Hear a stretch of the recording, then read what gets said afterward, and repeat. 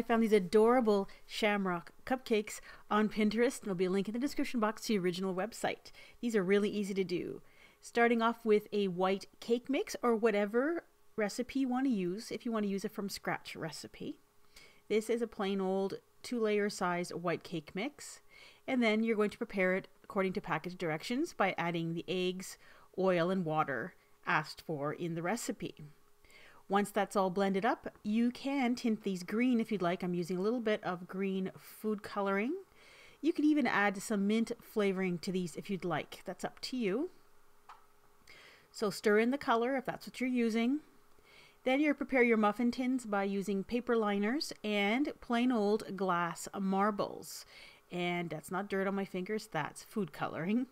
Then take 3 marbles and place them between the paper and the muffin tin. And you want to kind of spread them around so that the 3 of them are equally spaced around the circle. And that's going to pinch in the sides of the paper and is going to make your shamrock shape. Now to fill these up, you're better off to use a piping bag, or in this case I put the cake batter in a Ziploc bag and I'm just going to cut the corner off. Then you're going to fill your muffin cups to no more than half full. If you fill them too much, they will overflow and it'll just make a little bit of a mess trying to clean up because your marbles end up with some baked cake on them and you have to wash them. So no more than half full, and then you're going to bake it at 350 degrees for about 15 minutes. So when you stick a toothpick in the cupcake, it comes out clean. Now I only made 6 of these. I just tinted a small portion of the batter green. The rest of the batter I used to make regular size cupcakes that I've baked and I put in the freezer to be used for future cupcake videos. So there are the green ones baked and cooled. And you can see that some of the shamrock leaves are bigger than others. But when you use frosting, you can cover up a lot of flaws. That's plain old buttercream frosting that's been tinted a light shade of green.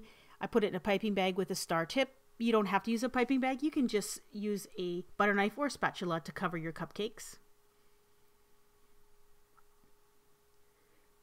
And then for the shamrock stems, I am using a green gumdrop candy, but you could use any candy that you have available, like green starbursts, or even like fruit by the foot, something that you can cut into a little rectangle shape and then just insert it into the frosting on the cupcake to make the stem.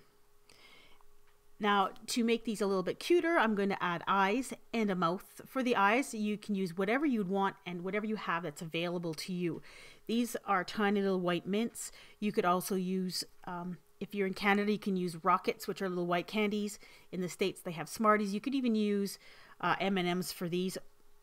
That's really up to you. The green ones at the top are actually from Halloween that I had left over. Then I put a little bit of frosting to make a smile and the center of each eye. And I just used tube frosting for that with a small writing tip. And there is the whole gang. I think these turned out really well. They really do look like little shamrocks. I thought maybe they looked a little like Christmas trees. And then I thought, well, maybe around Christmas time I can try to modify this to make it look like a Christmas tree. So that's an idea I may work on later on. So there we go. Shamrocks. Give them a try. And if you're interested in another St. Patrick's Day type recipe, there's rainbow cupcakes. And if you're interested in my buttercream frosting tutorial, you just need to click on your screen or check out the description box.